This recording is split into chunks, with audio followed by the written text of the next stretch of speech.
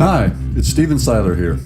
On the 18th of July, I'm really looking forward to presenting my 3-hour live stream hosted by the Physical Performance Show, Sustainable Training for Attainable Endurance Goals. Get your tickets today, and I will see you online. We are thrilled to be hosting acclaimed sports scientist Dr. Stephen Seiler, forefather of polarized training, on an upcoming 3-hour live stream event in July. Dr. Seiler, during this live stream, will cover 4 key areas around sustainable training for attainable endurance goals: intensity distribution for long-term performance development, interval training, periodization and peaking, training monitoring to support the process, and Q&A time. To register for this live stream, jump over to pogophysio.com.au/Dr. Seiler, and from just $49, you can learn from one of the world's most preeminent sports scientists around all things endurance training. The ticketed price includes post-live stream recording, a workbook, and of course, live Q&A time with Dr. Seiler himself. Hello, my name is Dr. Ebonie Rio, and I'm a sports physiotherapist at the Victorian Institute of Sport, and I also work at La Trobe Sport and Exercise Medicine Research Centre.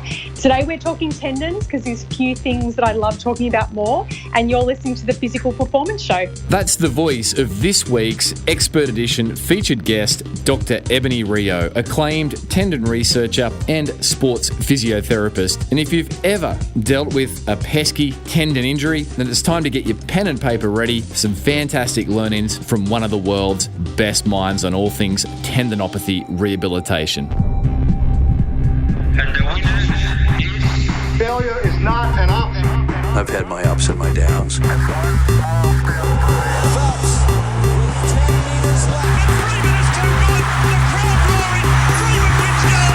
I think it's an absolutely breakthrough experience. Welcome to the Physical Performance Show, the show designed to inspire the pursuit of your physical best performance. I'm your host, Brad Beer. Listen in as we delve into how the world's top physical performers achieve their success, as well as the highs, the lows, and the journey of getting there. Let's get ready, set, let's go. Welcome to the Physical Performance Show, brought to you by Pogo Physio's online telehealth consultations. I'm Brad Beer, sports physiotherapist and exercise scientist by trade and training, and founder of Pogo Physio. Each week, we'll bring you the latest and greatest information and inspiration designed to help you perform at your physical best. We do this across a range of different episodes: expert editions, featured performers, coaches' corners, and interest editions. And this week's expert edition explores all things tendinopathy rehabilitation, a 2020 update with Dr. Ebonie Rio. By way of bio, Ebonie Rio is a postdoc researcher at La Trobe University, having completed her PhD in tendon pain. Ebonie holds a Masters of Sports Physiotherapy, and her clinical career has included comprehensive work at the Australian Institute of Sport, the Australian Ballet Company, the Australian Ballet School, and currently the Victorian Institute of Sport.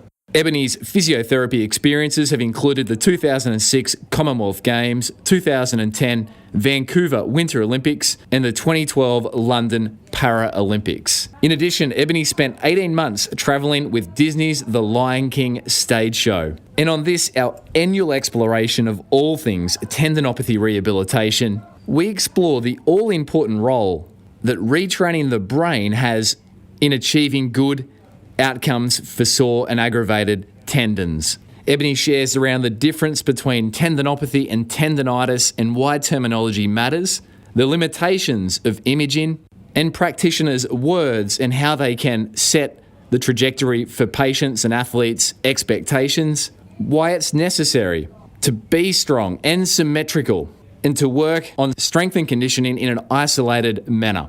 Ebonie touches on why form matters when it comes to key exercises such as calf raises, and how to navigate practically the ups and downs that are a given for a tendinopathy rehabilitation process. Chances are, if you are an endurance athlete, which so many of you are, a recreation or elite runner, triathlete, or whatever the sport endeavour may be, you will have dealt with a pesky, niggly tendon at some stage. If not, you'll know someone in your world who currently is. Personally, as a sports physiotherapist, Ebonie's teachings around all things tendon rehabilitation have massively influenced how I personally practice. I've been looking forward to seeing Ebonie's knowledge featured on the show for several years, so get ready with a pen and paper. Here is Dr. Ebonie Rio on all things 2020 tendinopathy rehabilitation update.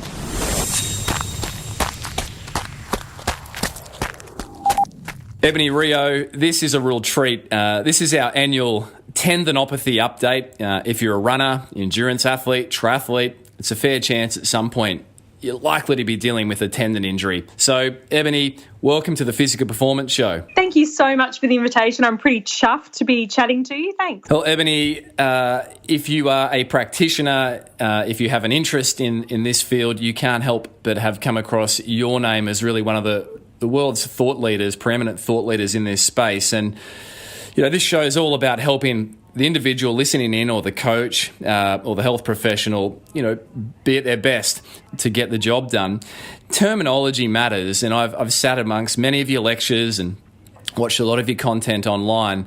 But can you take us through, you know, the terminology, tendinopathy versus tendonitis, and even I know a big thing that you teach practitioners around is avoiding the necebic terms that can create fear, like tears. Yeah, absolutely. And, you know, what a lovely place to start, actually.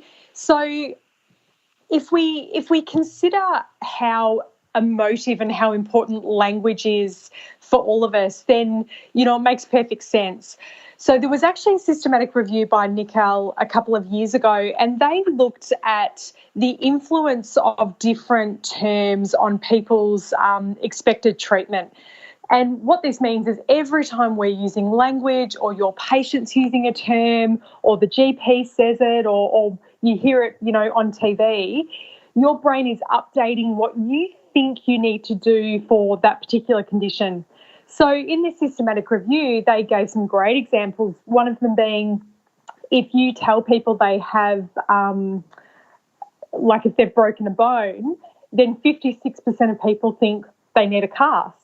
But for the same injury, if it's described by the doctor as a crack in the bone, then only 13% of people think they need a plaster cast.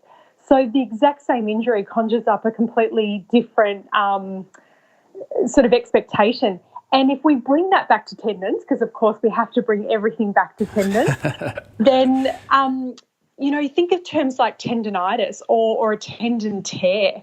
So if you say to anyone in your family or friendship group, you know, oh, you've got tendonitis or a torn tendon, well, they're certainly going to be thinking that they need really passive strategies, you know, that might, you know, fix the pathology, and they think of rest and ice and anti-inflammatories and all of these strategies that we actually know are completely ineffective. So the best evidence is for load, but if on one hand you're saying things like tendonitis, and then on the other hand you're trying to get buy-in for a you know, exercise and rehabilitation program, you're really going to struggle because of that mismatch in someone's head around those terms. Does that make sense? Absolutely. So it's twofold. The challenge with language that's not accurate, it's emotive.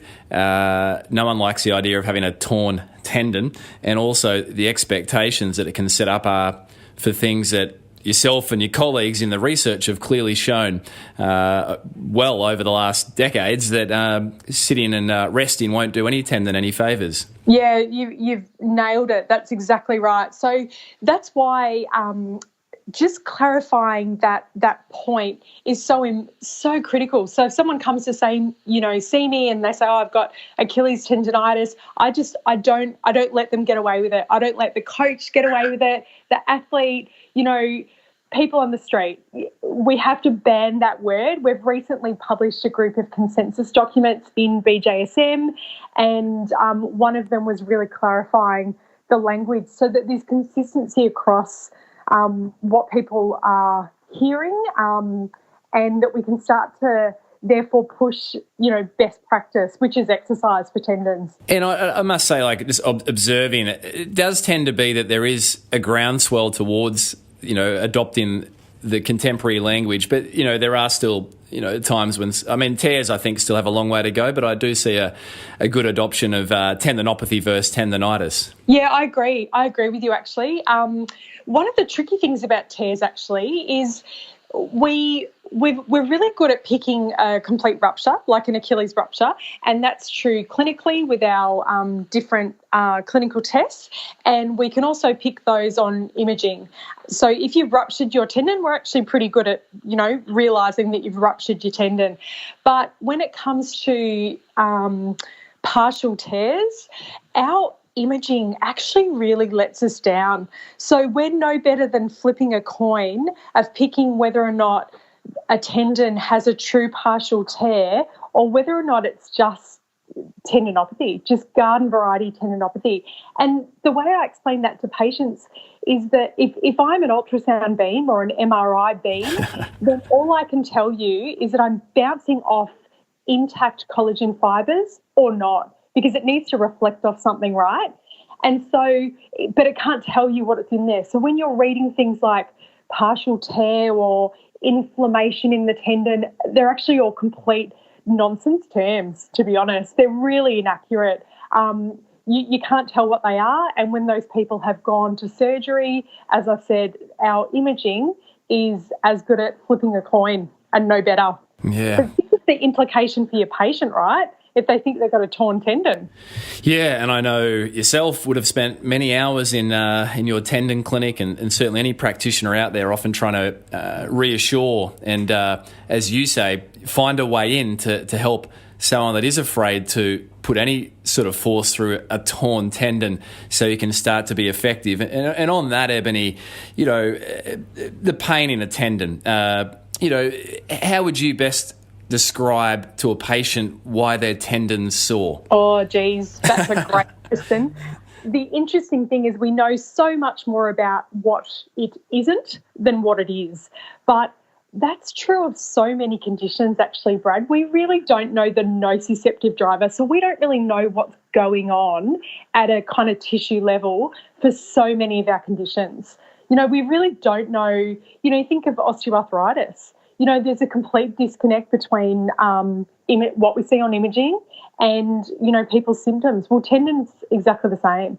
So we know that changes on imaging are a risk factor, but we can't image nociception and we can't image pain. So what I say to people is pretty much what I've just explained to you guys and to the listeners, is that we know so much about what it isn't, and that helps us. So we actually know that it's not an inflammatory process. So I actually go through a lot of their potential myths and that sort of misunderstanding. And then I'm really honest with them. It's a mystery, but it's a mystery in so many of our conditions, and that's okay. It actually doesn't limit us at the moment addressing pain and function, which is what people want to improve. And I think that's where people have the hope, is that, okay, leave it to the scientists and researchers to try and figure out what truly is causing the pain. But in the meantime, here's therapist A, B or C that is reassuring me that doesn't hold us back from knowing what we need to do to improve, as you say, their pain and dysfunction, because that ultimately, Ebonie, true is are the reasons that people walk into a clinic to seek help with a sore tendon. It's not to find out what's causing it. It's really to treat it and improve, the deficits that they're experiencing. Absolutely. And if we knew the nociceptive driver, if you've got an athlete and on one side, they can do 30 calf raises, and then on their Achilles tendinopathy side, they can do 6. Well, injecting anything into that Achilles tendon to just, change the nociceptive drive is going to be of no benefit, because we actually need to address that dysfunction.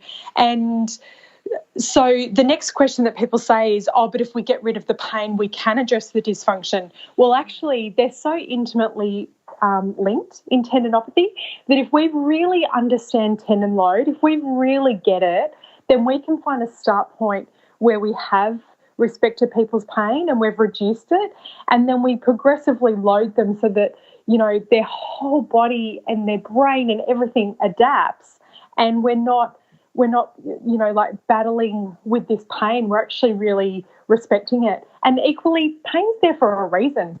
we can inject someone with a local and then they can go and rupture a tendon. Like, the brain's really clever. It's giving you pain to change your behaviour. Giving you pain to change your behaviour. And Ebonie, one of the many statements or maxims that I've heard you teach and, I've adopted into my clinical life are sayings that are almost cute and funny that really arrest people's attention. Things like, don't think your brain doesn't know about it, or you're smart little tendon, or think like a tendon. These sorts of sayings that you teach and so many practitioners adopt from you. How would you best encourage someone that's standing in front of you that it's safe to get going, to put some, you used the load word or phrase before, to put some load through it? What are some reassuring messages you might send? Yeah, so people like David Butler and Lorimer Mosley, like, those guys are so amazing the way they engage with people and really, as Dave Butler says, meet them at their story. And so I think it's really important to really help your patient or your athlete really understand where they're at, and really, if they've failed rehabilitation, really help them with that, because we know our athletes are often super adherent. Adherence is usually not an issue, particularly if you're, elite, like, that's your job. So it's rarely adherence. It's more around maybe inadequate rehab or, so helping people understand. And to give you an example, I use my hands for load and capacity, and I learnt this from Jill Cook, and I think it's brilliant. I use it with probably everyone that I see. So if everyone does it at the same time, you put your right hand in the air just above your left hand. And what you say is, this is my capacity, so that's your right hand, and this is the load that I've placed on my tendon. Now, this isn't just tendon. This is any musculoskeletal tissue. It's the whole use it or lose it principle. And so what I can say to the person in front of me is when you had Achilles pain and you thought, well, maybe I've overdone it, so I'll have a couple of weeks off running. So you drop your load and you say to them, so what happened to your capacity? And they go, oh, it dropped. And then I'll say, okay, and then you went back and did your 5-kilometre run, which you don't think is overload because you've always run 5 kilometres, but can you see now that it's relative overload? And you had pain and you thought, well, maybe I didn't rest long enough. So you dropped your load again and your capacity drops. And then you go and see your first clinician, and that clinician might recommend, a PRP injection and 3 weeks off. And you take them through their history so that they can really see why they're not better. And that it's not through, just almost to reassure them. People can just be so down that they feel like they've tried everything, but often they've tried to accumulate all of the passive interventions. And then you say to people, well, can you see the only intervention that's going to change capacity? And they say, yep, load. And it's true. So what we then do is help them progress their load back up to whatever capacity they need. So it's really just, finding little pieces of their story so that they really understand it.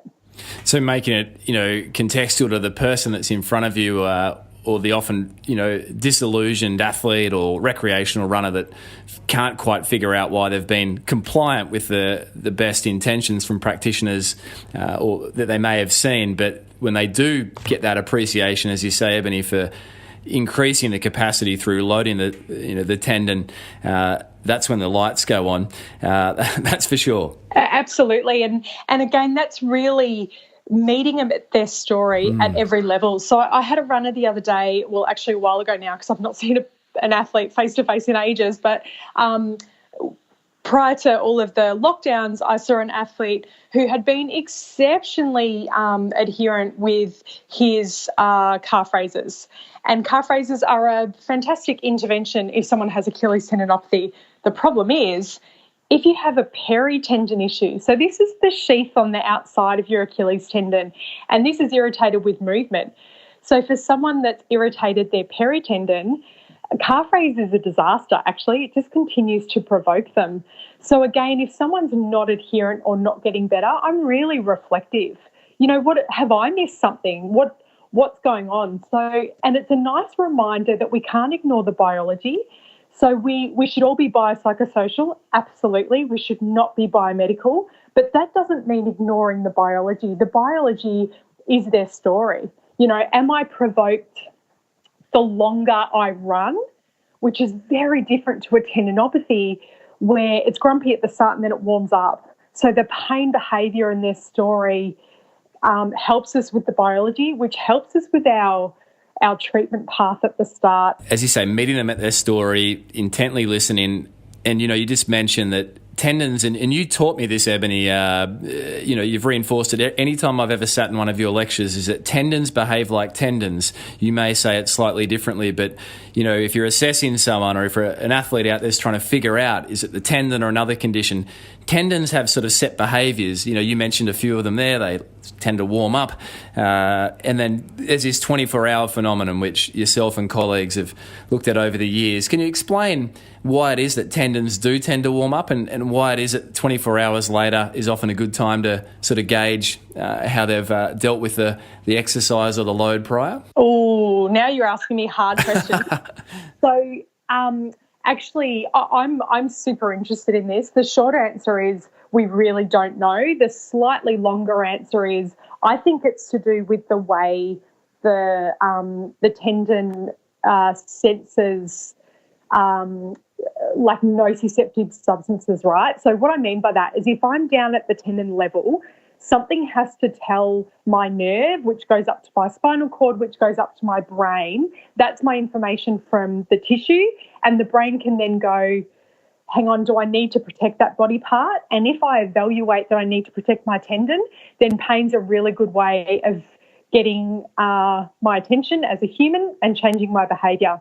So if I'm back down at my tendon level and I'm thinking about the substances or the communication with the nerve, then that is like super nerdy and super sciencey, but we need to think about our little ion channels, right? That's the kind of level that we're thinking. And there's types of ion channels that saturate, and that for me explains really nicely the clinical feature of warm-up. So what that means is when I first start, these ion channels open and I think, oh my gosh, my tendon's really grumpy today. And then as I get going, the ion channels can't open anymore. They're just open. And so I've got no more of that message going up to my brain. Now, the great thing is that's a really classic feature of tendinopathy. The bad thing is people can then get in the really bad habit of overdoing it because you can feel quite good at the time.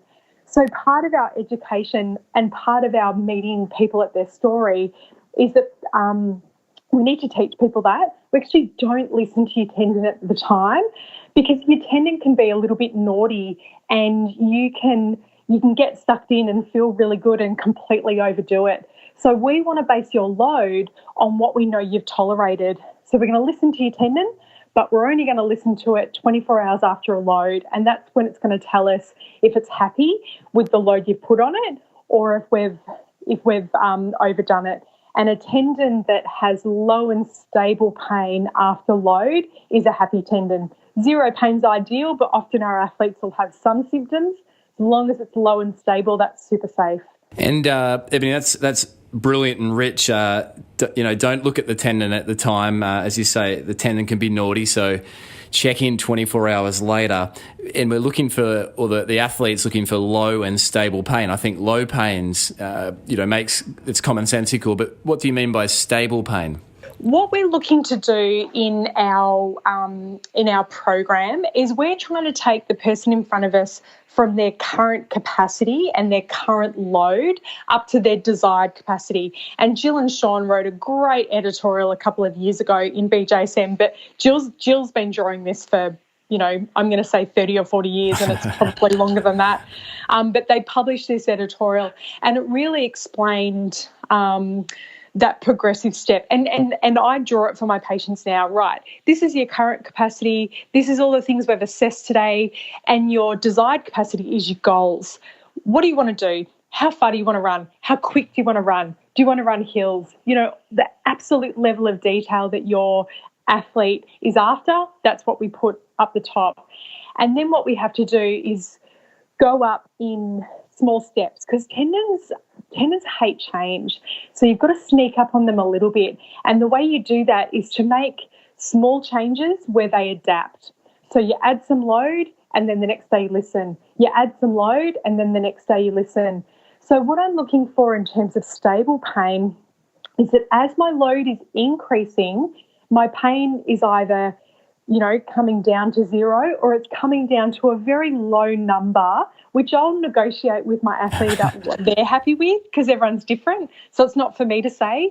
And then what we do is we look at that response each day, and if it's like, 1, 1, 1, 1, 1, 1, that's a happy tendon. If it's, 1, 2, 5, hang on, what have we added in here that the tendon's just letting you know? It's about, particularly in season, we often don't have zero pain, but again, just really, really reassuring people about that. Reassuring them that it's okay to have this low and, as you say, stable level of pain 24 hours after we've tried to help them or they've tried to help themselves. Take those, as you say, small steps, because tendons don't like big changes. And you also mentioned there, Ebonie, that as per your colleague Jill Cook shares, that it's about getting them back to where they want to get to. And I remember hearing Jill alongside yourself, encourage practitioners in that room that keep it simple. It's just a matter of figuring out where they are and where they want to get to and getting it done. You bet. And that, for me, also should reinforce for people that there are no recipes. Like, by all means, we need to be evidence-based, and the best evidence is for load. But to give you an example, there's fantastic research in heavy slow resistance, and I use heavy slow resistance, but I don't do the program that's published because it's double leg. And the people that have tendinopathy have asymmetry. They have absolute muscle wastage, and if we're not giving single leg exercise, then we're really missing an opportunity to address that asymmetry. And that's an issue, because if I'm a runner, and actually I've just started running, so I can say that now. Go, Ebonie. If I'm a runner, running is a series of hops. So I need each leg to be independently strong. And if I'm doing, double leg squats and double leg press and double leg calf raises, then I'm actually allowing my sneaky tendon to hide in the kinetic chain. Hence why in the rehabilitation processes, exercises, as you just mentioned, need to be single leg focused to not allow that sneaky tendon, not a tendon, but a sneaky tendon, to hide. And runners do often get the single leggedness of their approach, but sometimes other athletes or non-runners find it a little bit strange why they can't just do two legs at once. But that's a good rationale, right? Absolutely. And the other trouble, I can sometimes have a little bit of trouble convincing my runners to go to the gym. But so sometimes I'll sort of negotiate with them, give me a couple of months. And if you hate it, if you don't honestly come back and tell me that you're running more efficiently, I will, I'll eat my hat and you're allowed to cancel your membership. And often, people need to see it for themselves. Yeah. And so if you can get that buy-in and get them to sort of go with you on that journey and try. And again, people that I see, Brad, are super willing to try because they've seen so many people. And so, they, Jill often jokes we could tell them to, do a headstand in the corner and rub their tummy. And honestly, they'd probably do it only because they're so sick of having tried everyone else. They're exhausted by the process. So we just say to them, we explain load, we explain capacity, we explain how we're going to get them there, what we're going to listen to, what we're going to ignore, and just really be there for them. Ebonie, before we look at as you so beautifully teach, the different types of load a tendon deals with, how would you encourage, someone that this is often a long haul, and that along the way there's going to be moments of discouragement, likely flare-ups in the pain as they go, or frustrations with their level of dysfunction. How do you, I found I tend to overstate how long these things might take to take the pressure off and to make it hopefully realistic, to overstate that this is a long road often, and it's paved with ups and downs. How do you instill messages like that, Ebonie? Yeah, and I think the only thing you can do is be just super honest with people. And so when I'm going through their current capacity, and of course the next question is, how long will it take? So Lorimer Moseley, amazing. Everyone should Google him right now. He talks about like the 4 questions of self-efficacy, and it's something like, and I'm gonna probably get the wording wrong, but it's something like, what's wrong with me, or what's my understanding of the condition? What can you do about it? What can I do about it? And how long will it take? And that's really how I structure my my sessions with my patients, because that's what people want to know. People want a clear idea of what's going on, because often it's a little bit of a mystery, and a mystery is scary when it comes to our own body. They want to know what they can do. They want to know how I'm going to help them. And, of course, they want to know how long. So what I'll do in the first bit, when I'm kind of going through their current capacity, and that's really objective, how many calf raises can you do? What loads are we doing in the gym?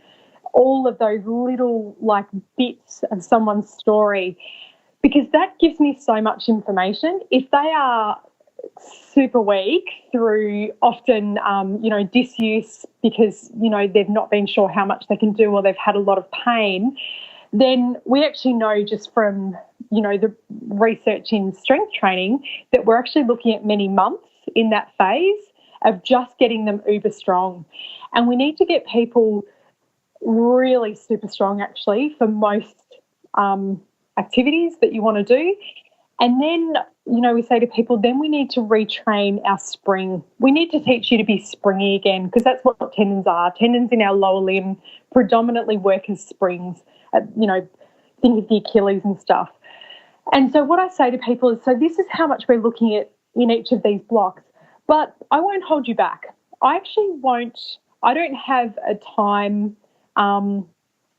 variable. It's all about your tendon. So if you're flying and your tendon pain is low and stable, then we will just keep throwing load at you, and that's fine.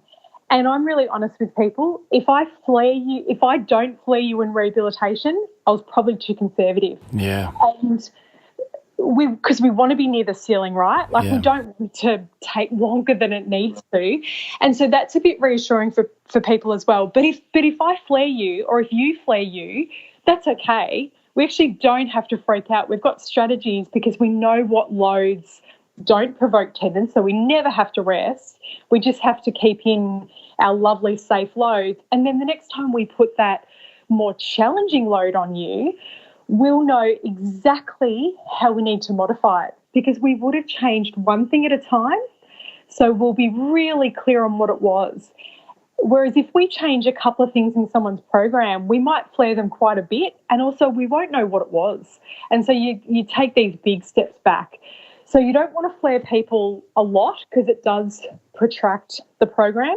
But equally, if we start to push, because, inevitably our runners will do something silly at some point in the program, in my experience. It's in the DNA, Ebonie. It is in their DNA. And you're now part of the club. Ebonie, just in following that theme there, you use the word strength, making athletes or people rehabilitating strong. In the running space, do you have any set benchmarks that you look for?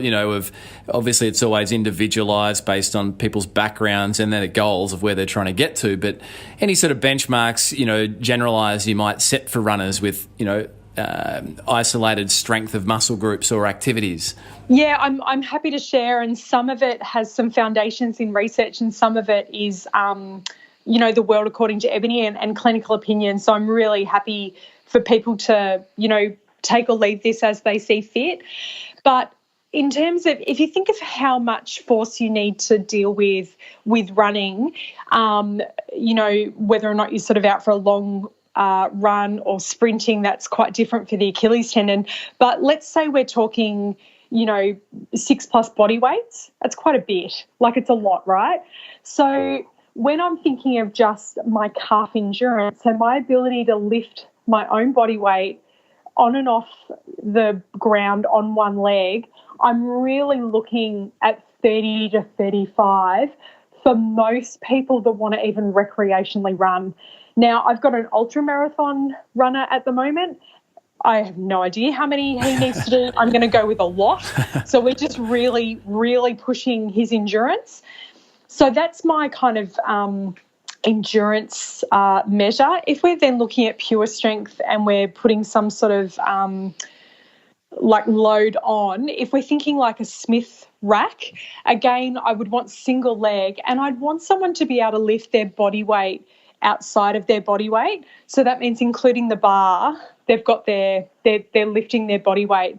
For jumping athletes, I want that, 1.5 times body weight if I can. But for runners, you want it up around a body weight if you can.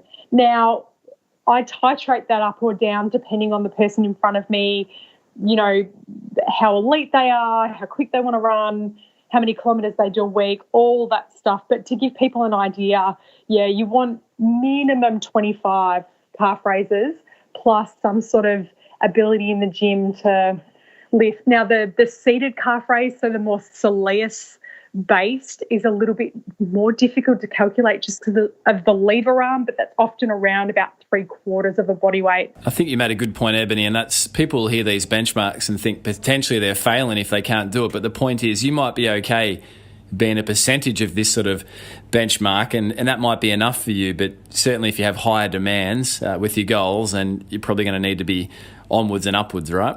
Yeah, absolutely. And so for me, we've got some benchmarks that we agree on along the way, and that also really helps people know what the goals are. So this isn't me going, okay, like we're at week 4, we're ready. This is when you can do this, we will do X. And so when you can do this many calf raises, we will progress from, pure strength to the next phase of starting to do, a little bit of skipping or some faster stairs and start to put a little bit of load on the tendon, because they're the sort of, again, it just really empowers people that this is on them. And so I say to them, if you've not been able to get to the gym, like at the moment, it's super challenging to keep any strength, like genuine strength work in, or you've not been well, then that's okay. Delay your appointment to see me so that the next time I see you, I can really progress your exercises.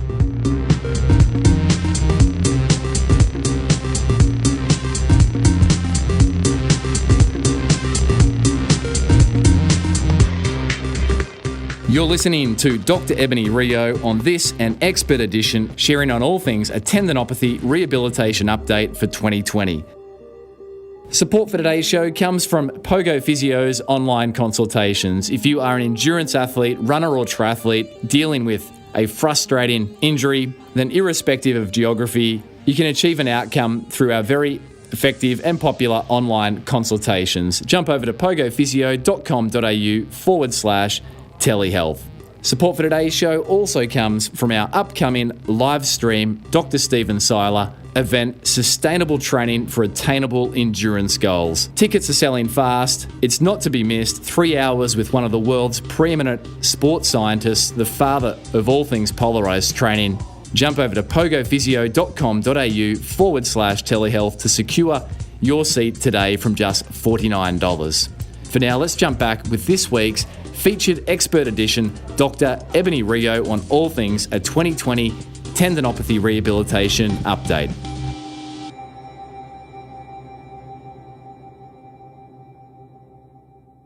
Ebonie, you teach that how people do things as simple as a calf raise really matters. I remember you once looked at my calf at a teaching course because I had a bit of Achilles tendinopathy, and I think you're a bit harsher on me because I was a practitioner versus a patient in front of you, or someone seeing you. But I remember you said, "Look at that pathetic right calf." Oh God, did I say that? Oh, I'm so sorry. No. And I because it's a room of practitioners, it's a bit more liberal. But I never forgot it. Not because I was worried about my lateral gastroc that was a bit less than it could be, but more because of or my medial, I should say, more because it really taught me the importance of paying attention to how we do things like that we assume are simple movements. Can you share a little bit around a calf raise? How we can even concentrate on doing that to get the most out of it? Absolutely, and I have to really acknowledge Sue Mays, who's the head physiotherapist at the Australian Ballet, and I have just learned so much from her. So I couldn't possibly talk about a calf raise without acknowledging her. So what I really learned is that just about everyone that came to see me had been given calf raises, right? And the more they said they could do, actually the crappier their technique was and the less they were using their calves. So I'm going to go through all the cheat strategies first, and then I'll talk about how to clean it up. And also there's a great YouTube clip through Australian Ballet that everyone can have a look at. So the first thing that people do is they just they go too quick. So they almost bounce up and down, and they're really not using their calf. The second most common thing is they supinate their foot. So they just sort of flip their ankle out, and they almost, again, use momentum, and they're really not using their calf to go up and down. The third thing they do is they sort of bend their knee and do a bit of a cycling kind of movement, or, hitch up their hip. They sort of try and use everything else to lift them up. Not going all the way to the top is another really common thing that we'll see, and that can be really important for some athletes to have that top range. Otherwise, when you foot strike, you don't have strength in that position and you really drop and you get really aberrant loads through your Achilles, and also it's just not as efficient for performance.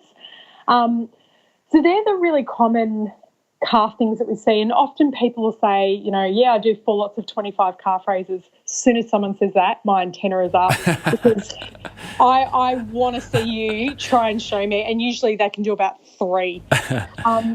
So the technique, the devil's in the detail. You really need to line up the middle of your ankle joint and the middle of your second toe joint and draw a straight line and stack those lines perfectly on top of each other, keeping your knees straight, holding on for balance and trying to get full height. And just Google Australian Ballet calf rise through YouTube, and they've put together a great resource to really train it. Now, I draw on people's feet so that they can then do it in front of the mirror, so that they can then really, focus on it. And I can't emphasise it enough. If every practitioner this person's seen told them to do a calf rise and you don't clean it up, then again, it doesn't matter how adherent these poor people have tried to be, they're not getting anywhere. So then they get frustrated and really disengaged with, rehab because they've been doing them, but they've just been doing them poorly. And unless someone's shown them, that's not their fault. I recall I must have done 10,000 calf raises at the point of seeing you during that workshop, and it really made me reflect on, okay, we have to slow this down and look intently and help people understand that matters. And it's probably a good place to explore, Ebonie, the concept of using the brain or trying to affect the brain in tendinopathy rehabilitation through things like that. You've done so much working with your research around using external cues such as a metronome. Can you speak to the importance of that for an athlete trying to get back to their best? I first became super interested in how the brain kind of drives movements because the first study of my PhD, I was totally wrong, which is great. So I had a research question. I thought I knew exactly what I'd find, and I found the complete opposite. So that's cool because that's research, right? And what it meant was I got the opportunity to have this understanding of our brain, and that really changed my path of what I was interested in. So if everyone pictures that when you do any movement, your brain has kind of 2 pathways for controlling that movement. So the first one is your excitability, and that's like the accelerator of a car. Okay, that's like you're on. Then the kind of dampening or inhibitory mechanism that we have, these little neurons, they are like the brake. And so everything we do is a balance between that accelerator and brake. And what we found in our patellar tendon group was that they had they had changes to both their brake and their accelerator. So they actually had increases in both. So it was like they had one foot on the accelerator and one foot on the brake at the same time. They had a completely different pattern of kind of motor drive to their quadriceps, to their knee extensors. So I was super interested in that because I thought, right, that kind of that profile that we've seen, how well do we address that in rehabilitation? So we think we do pretty well in terms of what loads, the tendon likes and what loads muscle likes. And, we think we've done pretty well. But at the end of the day, tendons are really resistant to treatment. Actually, they're a bit of a pain in the ass sometimes. They can recur. We can get problems on the other side. So because they're a bit of a challenge, maybe this brain stuff is a little bit important. Maybe we're not doing enough to address these kind of adaptive or maladaptive changes. And the reason it's so interesting is a lot of the research looks at like experimental pain. So if I inject something, painful into your quad, you get inhibition. Well, that makes sense because it hurts at the time. Whereas these sort of changes were the person wasn't in pain during testing. And the reason why I'm so interested in it is we had these competing demands. So I might have Achilles pain. I don't at the moment, touch wood. I might have Achilles pain, but also I'm a runner. So I have like these competing demands of like performance and pain and, it's super complex. And how does the brain kind of deal with that? So we've started using techniques from neuroscience within our rehabilitation because you can't ignore, capacity and the tendon and the muscle and all that stuff. You have to do it. But how can we incorporate some of the neuroscience into our rehabilitation? So that's sort of where we're going at the moment. For me, personally as a practitioner, where I've probably realised that it's something I need to continue to improve on in this space is tapping into this. And in preparing for today, I heard you on a presentation that was streamed on YouTube that you mentioned that to take it back. So someone with, say, patellar tendon issues or a tendinopathy, their quads aren't working as they could, and it's because you said that it's almost like they're a learner driver. There's one foot on the accelerator and there's one foot stuck on the brake. So through some neuroscience training, which we'll talk about, it's the way to help change that learner driver back to a normal driver who doesn't have one foot on the brake and accelerator. Yeah, absolutely. So actually, just as a really interesting, I think it's interesting, little side note. So our best jumpers get patellar tendinopathy. So it's called the jumper's knee paradox. And so anyone listening that actually has a tendon problem, reassure yourself that you're a good athlete, right? Because good athletes get tendinopathy. So that's what I tell people to make them feel better. But it's true. The people that get tendon problems are those that have really good springs. If you are not agile, you probably won't get a tendon problem. So if anyone's dealing with one, I hope that made you feel a bit better. So the jumper's knee paradox is interesting because even though they have inhibition, they are our best jumpers. And so what we saw when we did, some exercise, that the tendon really liked and the brain really liked, is they actually had a lifting of that brake and they were actually even stronger. Like it actually revealed even more capacity, which I think is just fascinating. Not only did they improve their pain/dysfunction, they also improve their strength. And how can this apply practically, say, to the runner who is, doing good rehabilitation work and progressively loading that local area, the muscle that attaches to the tendon through gym work, etc., and potentially good home stuff as well. How does this apply? Training the brain through using a metronome is obviously one of the teachings that you've taught over the years. Yeah, so you've got a couple of different things that you could try. So we've published in patellar tendon, but we use this in the Achilles and the calf. So I'll speak to the Achilles and the calf. So what you could do is set yourself up with a Metronome app. They're free, But at the end of the day, you actually can't just listen to the metronome because you zone out. The metronome is a rhythmic, anticipated stimulus. And what that does is it really sort of syncs your brain waves, and it fires up all these little connections in your brain between your auditory cortex and your motor cortex, and it's just like your brain lights up. So listening to that stimulus while you're exercising does a couple of things.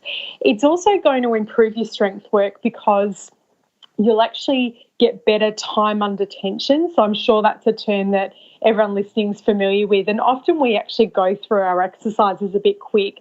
So the metronome slows us down, so we get better time under tension for the muscle. But what the metronome also does is gives us the capacity to, it really forces your brain to constrain what you're doing within a set period of time, which actually takes a lot of planning. So if I'm going to lift my body weight up for 2 seconds and lower for 3, I need an amazing amount of brain capacity to do that, because I have to really constrain my movement. I have to work out how I'm going to do it. And if you have a slightly longer eccentric phase, you really involve that frontal lobe, that planning component. So this is really engaging your whole brain. It's the opposite of just blasting out music while you're, bouncing up and down and chucking out a few rubbish car phrases. It's real attention to detail. So what that might look for you is I might get you in front of a mirror, because then I'm also engaging your vision, which is a really powerful, hugely powerful connections with our motor cortex. I'll draw on your feet so you can see your little line, so you've got that attention to detail in terms of the technique. And then you'll listen to a metronome, which might be up, 2, down, 2, 3. So it'll actually be you'll walk someone right through their, 4 lots of 8 or whatever you've prescribed. And people might go, oh, my gosh, that's really boring.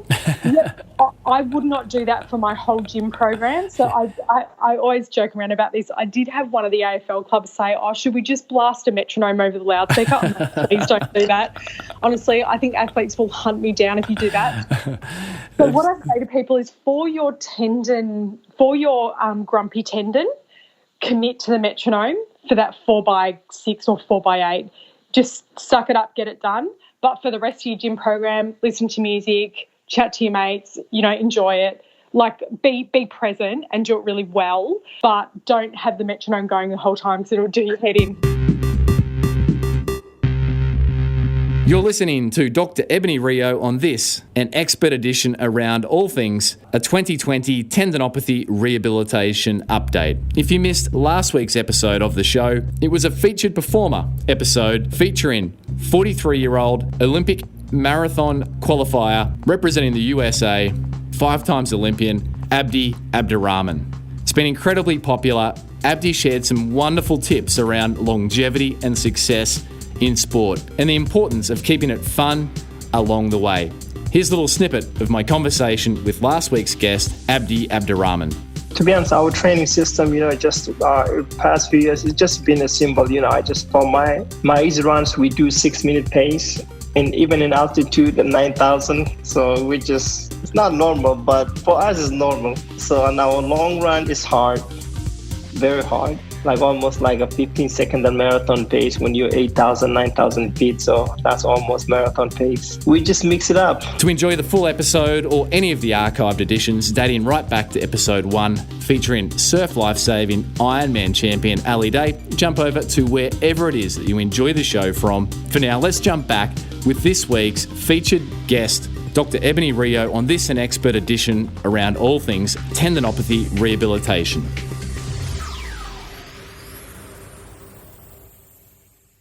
Ebonie, there's so many places we could go, and an hour speaking with you goes so quickly. What would you say are the top, it's going to be a challenge, I suspect, but distilling it down, but the top 3 mistakes that you see patients or people with tendinopathies make in terms of their rehabilitation? Oh, oh, okay, let me see how I go. Well, actually, the first one, I'm going to be a little bit cheeky and slightly change the way you've asked the question. I reckon, so the top thing that we see that people have gone wrong with is actually differential diagnosis. So Jill and I joke around that for a tendon clinic, we don't see many tendons because most of the people that we see have been put on this path, you have tendinopathy, therefore you do, X, Y, Z, and why aren't you better?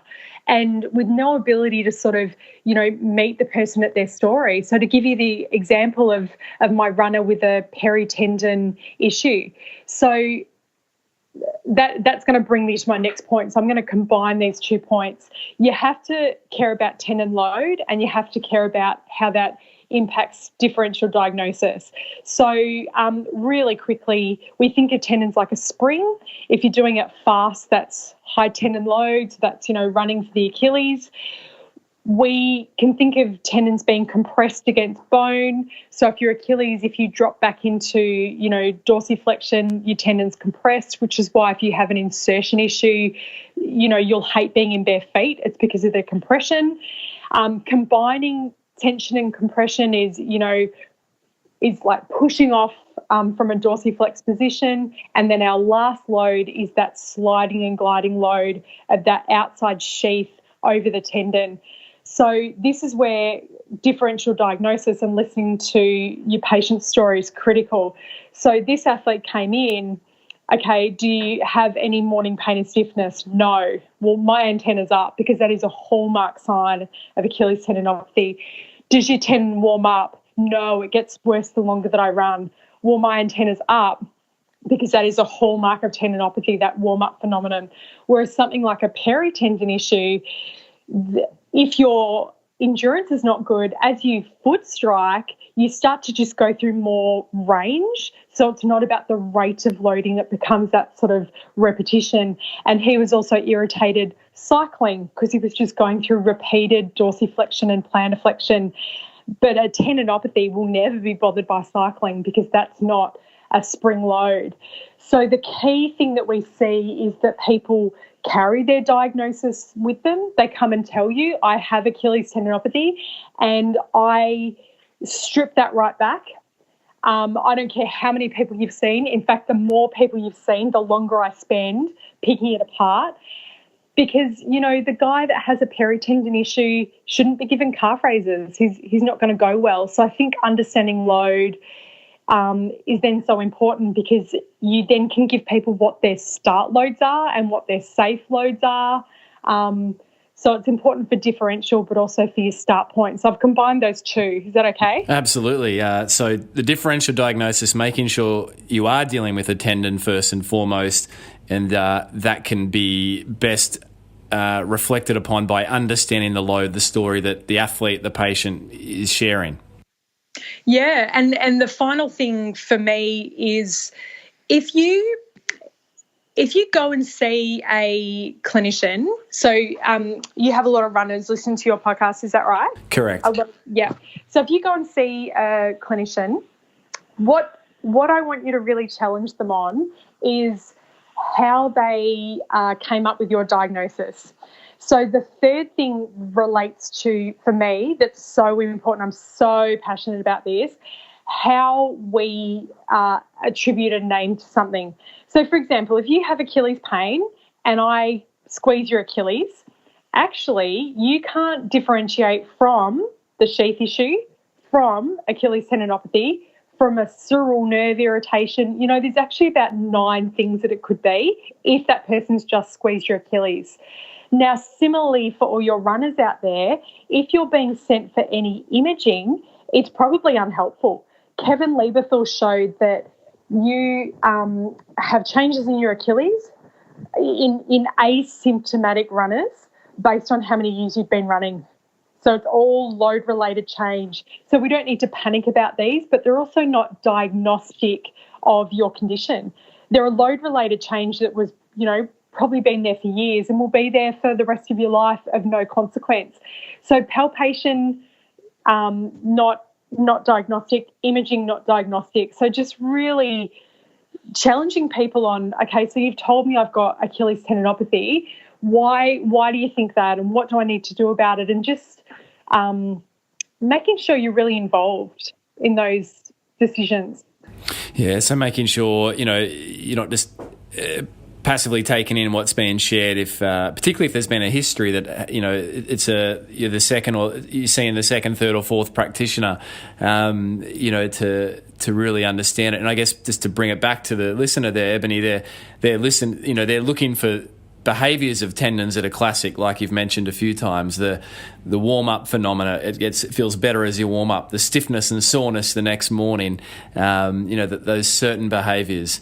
Ebonie, in terms of if you could consolidate everything you've learnt and continuing to learn actively through your work into one piece of advice to help the listener of this show perform and be at their physical best, what would that one piece of advice be, Ebonie? So I'm going to borrow from Lozzie, from Lorimer Moseley, that we are bioplastic. So every single cell in our body is capable of change till the day we die. How fantastic is that? No matter where you're at the moment, whether you have pain, whether you're not at the capacity you want to be, you should be so optimistic about getting there, about reaching your goals. So even if you're struggling with an injury at the moment, just really be assured that you have the ability to not have that, for the rest of your life. You shouldn't feel pessimistic if you're carrying an injury, and equally,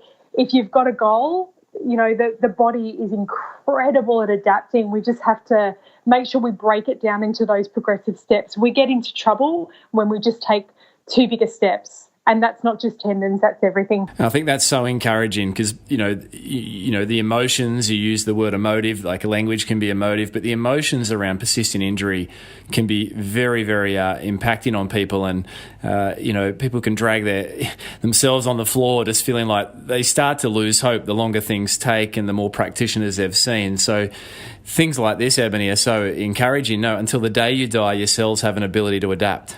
I finally, I don't totally get all my crazy runners, but I totally now, I start to understand if I get to the end of the day and I haven't been for a run yet, I'm now starting to get how important it is for my mental health. And, another question that I get all the time is, can people keep running?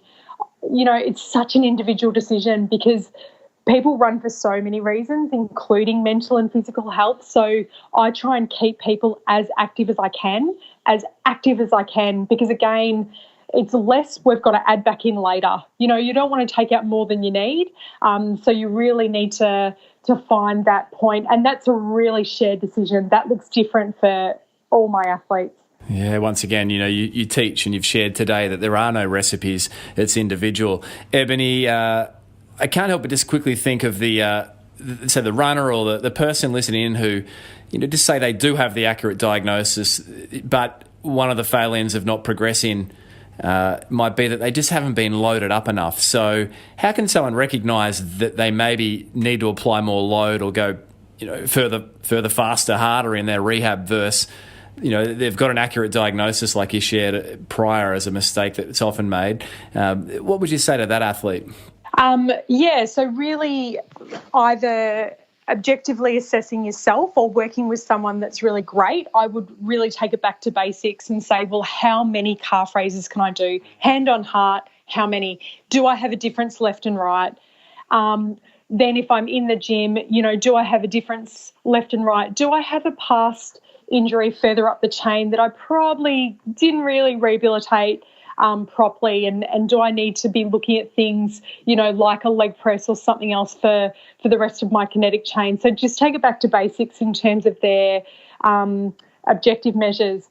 Then what I would do is just make sure we had retrained their spring sufficiently.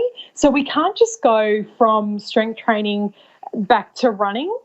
Honestly, it's too big a jump for the tendon. And from a performance perspective, we want to add in all of these interim steps to really retrain that amazing spring.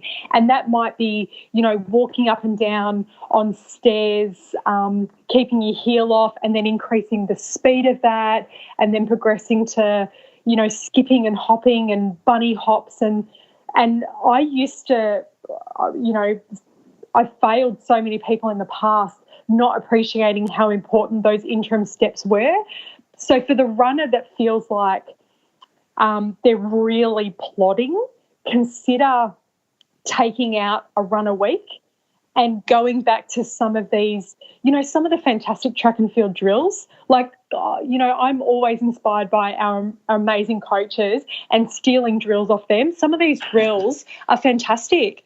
And so I'll incorporate those into that phase. So if you're not getting anywhere with your running and you're really bashing your head against a wall, consider 1 or 2 quality sessions a week so that you can get over that hump. Yeah, no, brilliant. Ebonie, for the listener that wants to find out more or engage with you, is there a best way to do that? Yeah, sure. I'm always happy for, emails or anything. So my email is e.rio, R-I-O, @latrobe.edu.au. So I'm always happy to, help or chat or answer any questions. I'm not on Twitter. I think it's the toilet of the internet. Sorry, everyone. I sort of really am not big on the socials, but I'm always up for a chat. Yeah, no, look, fantastic. And Ebonie, from a practitioner who has benefited from your teachings, thank you for your contribution and specifically thank you for your generosity in sharing on the Physical Performance Show. Oh, it's really kind. I've really enjoyed our chat. Thank you.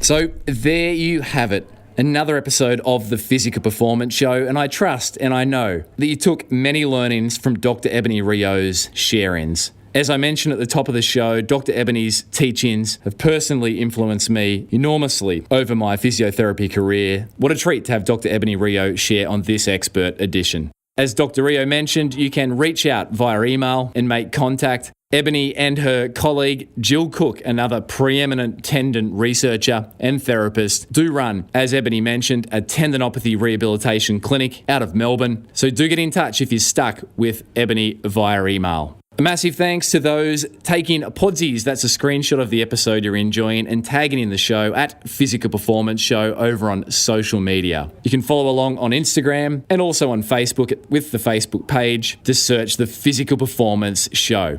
Don't forget to leave a rating and review if you've been enjoying the show, or hit subscribe if you'd like to get the show into your earbuds each and every week as the show goes live every Thursday evening. A massive thanks, as always, to the 3 good folk who make this show possible week in, week out. Our audio engineer, Daryl Misson, Susan Wilkin on all things show administration, and Matthew Alding on all things show graphic design. If you're yet to secure your seat to the Dr. Stephen Seiler upcoming live stream, then do not miss out. Dr. Seiler's expert editions have been some of the most downloaded in the history of the show. He most recently featured on episode 219, sharing around all things marathon pacing and physiology and navigating endurance training through the uncertainties of COVID. Tickets are available from pogophysio.com.au/Dr. Seiler live stream from just $49, which includes a workbook and post-event recording along with live Q&A during the 3-hour live stream event. Now, coming up on the Physical Performance Show, next week we continue the Expert Edition theme. And I'll share with you a conversation that I had around the all-important topic of biomechanics for the running athlete. And the featured guest is UK-based physiotherapist and academic completing a PhD on the biomechanics of running-related injuries and the differences between elite and recreational runners, Chris Bremer. If you've ever wondered if your technique matters when it comes to recovering from a running injury, preventing running injuries, or even improving performance, then be sure to be tuning in next week for a fantastic expert edition. Here's a little snippet of my conversation with Chris Bremer. It's impossible to land with your foot directly underneath your center of mass. You could do that, but what's then going to happen is you're probably going to fall over. When you land and you put your foot out in front of you, you need it to be slightly ahead of your center of mass, and it will naturally form slightly ahead of your center of mass. As a result of that, it will give you this brief, what we call braking phase. And during that braking phase, you're effectively storing all of the energy as you slow yourself into the ground within your tissues that you can hopefully then return in the second half of stance as you push off for the next stride. Until next week, keep pursuing your physical best performance. I'm Brad Beer, and this has been the Physical Performance Show.